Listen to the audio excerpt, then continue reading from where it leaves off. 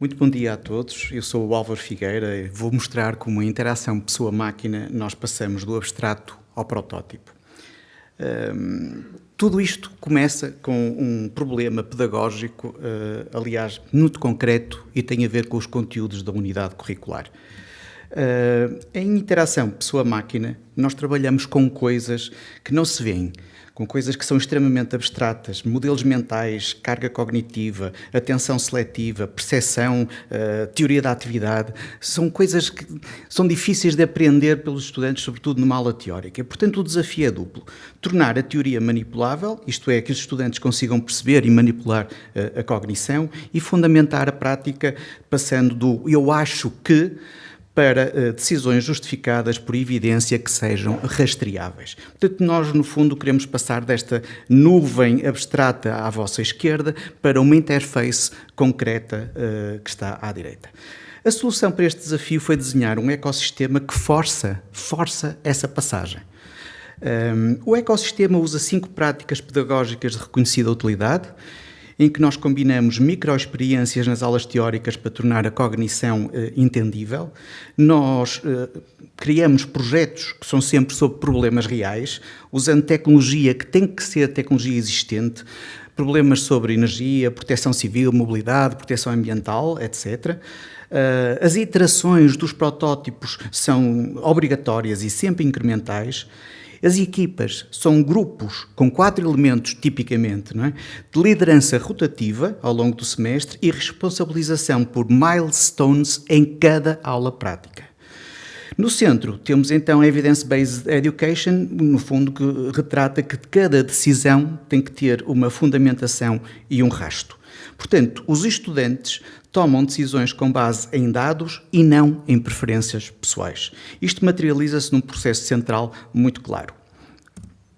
O semestre organiza-se então como um pipeline que passa por uma baixa, média e alta fidelidade e, em paralelo, por uma via de avaliação que é adaptada a cada uma dessas fases. Portanto, há aqui um ciclo que é construir, avaliar, melhorar e voltar a construir. Mas este ciclo é feito em cada uma das fases, tanto na baixa, como na média, como na alta fidelidade. Isto obriga a que cada artefacto construído pelos estudantes exista para ser testado e cada teste exista para gerar uma melhoria concreta. Vou então ilustrar essas 3 fases. Na baixa fidelidade, ou seja, nos esboços em papel ou em post-its, aplicamos o Cognitive Walkthrough intergrupal, no sentido que colegas de outros grupos vêm a um grupo a fazer uma missão e tentam executar uma série de tarefas criadas pelo grupo. E o grupo registra os seus sucessos, as suas dificuldades, os comentários que colocam portanto, passa-se de um esboço antes para um esboço depois em função dos resultados de uma matriz de avaliação. E isto acaba por matar o opinionismo. Agora, quando passamos para um nível digital, o foco muda ligeiramente. Na média e alta fidelidade, portanto, média à vossa esquerda e alta à direita, baseamos-nos no right design, já que o temos, não é? Veio dos protótipos em esboços, e vamos fazer o design right. Aqui testamos a organização, layout, estilo de densidade de informação, com a avaliação heurística, que nos devolve, então, feedback sobre aspectos de scanning visual da interface para serem melhorados. No entanto, a verdadeira avaliação surge quando medimos o desempenho real no protótipo final.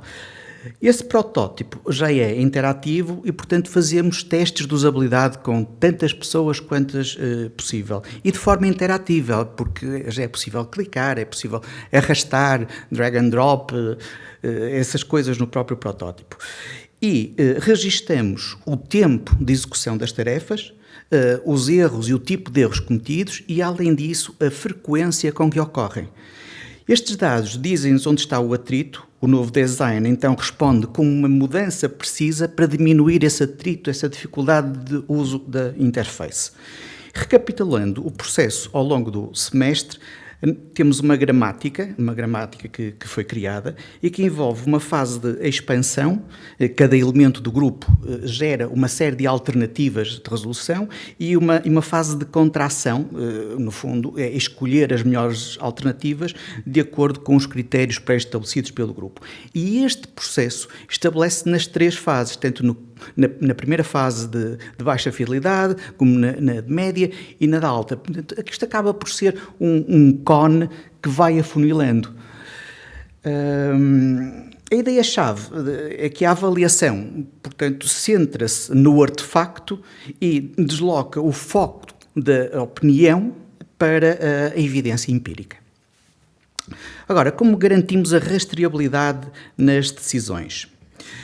Bem, o eixo colaborativo do grupo é estruturado para evitar vozes dominantes, alunos que se destacam dos outros, às vezes por uma maneira de ser pessoal. O que nós mantemos é critérios explícitos criados pelo grupo. Há votações independentes. Fazemos a reunião das votações em matrizes que depois se aplicam funções de agregação para podermos seriar e ordenar as hipóteses que foram sugeridas, e temos que ter sempre conclusões escritas e obrigatórias, portanto, no fim de cada avaliação. Isto cria um rastro auditável e conseguimos identificar qual dado levou a qual decisão. Bom, isto é muito bonito, mas interessa saber se este método funciona ou até se funcionou.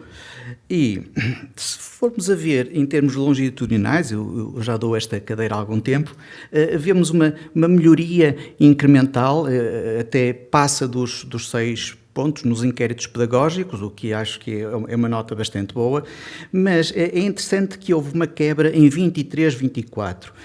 E esta quebra surgiu por fatores logísticos externos. Foi um ano em que o Departamento de Ciência de Computadores esteve em obras, o teto tinha amianto em todo o lado, portanto foi necessário retirar. Nós saímos do departamento, fomos espalhados por vários departamentos que nos acolheram na Faculdade de Ciências e, por exemplo, eu fui colocado num anfiteatro fantástico, só que era muito comprido, não se conseguia ouvir de uma ponta à outra, os alunos não tinham mesas propriamente para trabalhar, não era possível fazer trabalho de grupo. Isto foi muito complicado. Mas eu acho que é notável a recuperação, porque no ano seguinte voltamos logo a patamares bastante altos. Não é? Isto é um sinal de que há uma robustez e resiliência no núcleo pedagógico deste modelo. E se virmos onde é que houve esta evolução, percebemos que houve ganhos fortes em apreciação e clareza e também uma grande melhoria na dimensão de dificuldade, ou seja, os estudantes acabaram por perceber o propósito e o percurso que faziam na unidade curricular. E com algum agrado meu, este modelo não ficou fechado na sala de aula. Temos 2 provas externas. O núcleo do modelo foi adaptado para uma formação PRR Upskilling, em que mantivemos o núcleo iterativo e a avaliação por evidência, retirando alguns aspectos mais teóricos, mais abstratos, que não eram necessários nesta altura. E também tivemos 2 edições já concluídas, com muito sucesso, e um trabalho nascido na unidade curricular que sustentou o projeto Firehawk AI, que foi finalista no concurso Santander Explorer, portanto, mostrando qualidade e relevância no trabalho produzido. Isto, acho eu, é impacto e é claramente transferência. Se eu tiver de resumir a inovação que temos numa frase, eu diria assim: a inovação em IPM não é uma forma de criar um artefacto ou um interface. É a convergência sistémica que torna a cognição visível e a decisão rastreável. Porque os nossos estudantes aprendem a modelar utilizadores, a gerar alternativas com vários critérios, aplicar diferentes tipos de avaliação e justificar as melhorias com evidência. Além do mais, tudo isto é compatível com a integridade académica, mesmo numa altura de inteligência artificial generativa. A piada, quase piada, é que aqui a integridade surge by design do próprio curso. O que se avalia é a cadeia evidência, decisão, melhoria. Além disso, há uma baixa oportunidade de uso indevido da inteligência artificial sem que haja uma interação, avaliação empírica, decisões rastreáveis e demonstração ou apresentação final. Portanto, não há como fingir o trabalho. Para fechar a apresentação, deixo 3 ideias. Nós tornamos o invisível visível, fomentamos nos estudantes um processo de decisão baseado em evidência rastreável e são criadas melhorias iterativamente até obter um protótipo que foi validado desde a sua concepção. Muito obrigado. Muito obrigada.